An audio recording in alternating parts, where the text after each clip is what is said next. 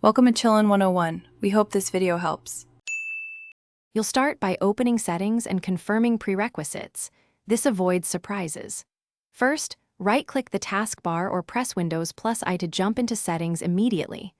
Make sure the taskbar is unlocked so size changes apply. If it's locked, toggle off the lock. Once done, check that you're on the right display if you use multiple monitors, because size adjustments can behave differently across screens. Now proceed to the personalization controls, where the actual size options live.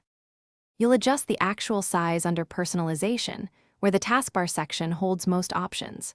If the simple options aren't enough, use the registry to change the taskbar C value. This sets small, medium, or large presets by pixels. Be careful editing registry keys.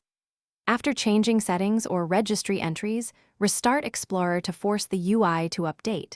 Use Task Manager, find Windows Explorer, and restart. Make sure to preview the visual change and fine-tune until the height matches your work. You'll finish by locking the taskbar to keep your chosen size and confirming icons and toolbars align.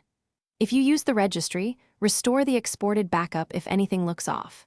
Should icons overlap or text blur, check display scaling and reset the icon cache. These fixes clear layout artifacts that mimic size bugs.